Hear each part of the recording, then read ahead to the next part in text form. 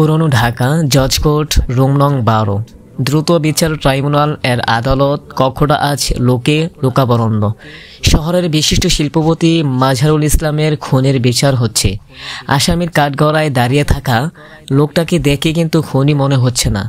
লোকটার উচ্চতা প্রায় 5 ফুট, শরীরের গড়ন হালকা পাতলা, ছোট ছোট চোখ, ভাঙা গাল, গালে কয়েকদিনে না কামানো খোঁচা খোঁচা দাড়ি।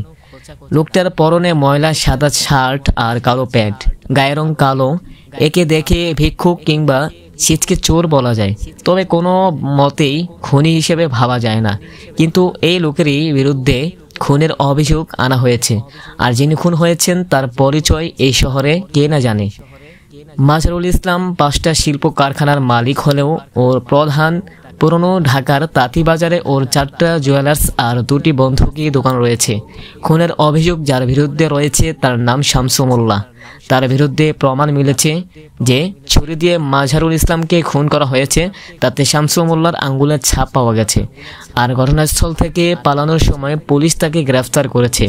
কিন্তু আসামি কাঠগড়ায় দাঁড়িয়ে শামসু মোল্লা বারবার জজ সাহেবকে বলছে, হুজুর আমি খুন করি নাই, ওই বাড়িতে চুরি করতে গিয়েছিলাম, খুনের ব্যাপারে কিচ্ছু জানি না।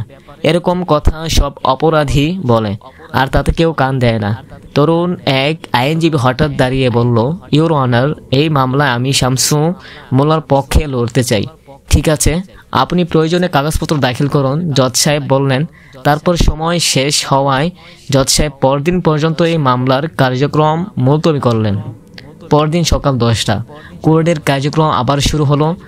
তরুণ আইনজীবী, তার নাম রাকিব খান, আদালতে প্রয়োজনে কাগজপত্র দাখিল করে জজের অনুমতি নিয়ে সে ইন্সপেক্টর শামসু মোল্লাকে গ্রেফতার করেছিল তাকে সাক্ষীর কাঠগড়া দাঁড় করালো।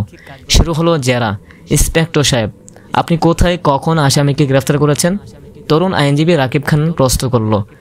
গত পরশু দিন রাত 1টার দিকে মাঝহারুল ইসলামের বাড়িতে আসামিকে গ্রেফতার করি আমি। ইন্সপেক্টর বলল, তখন তার হাতে আমি রক্ত মাখা ছুরিটা পাই। আসামি সে কি সময় বাড়ির ভেতরে ছিল? না। তাহলে ওকে কোথায় পেলেন?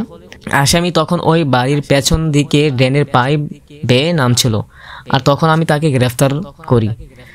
তখন কি আসামির হাতে ছুরি ছিল? না। মানে? ইন্সপেক্টর থতমত খেয়ে যায়। কি হলো, জবাব দিচ্ছেন না কেন?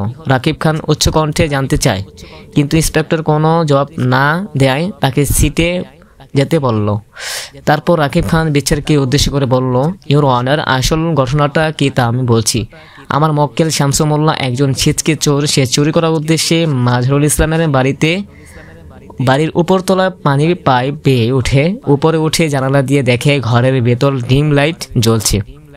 এরপর জানালা ঘরের ভিতরে প্রবেশ করে, কিন্তু হঠাৎ মেঝেতে পড়ে থাকা কোনো তরল পদার্থে তার পা পিছলে যায় এবং সে মাঝহারুল ইসলামের মৃতদেহের উপর পড়ে, আর তার হাতে গিয়ে পড়ে মৃতদেহের বুকে আমূলবিদ্ধ ছুরির বাটির উপর। হঠাৎ বাইরের ল্যাম্পপোস্টের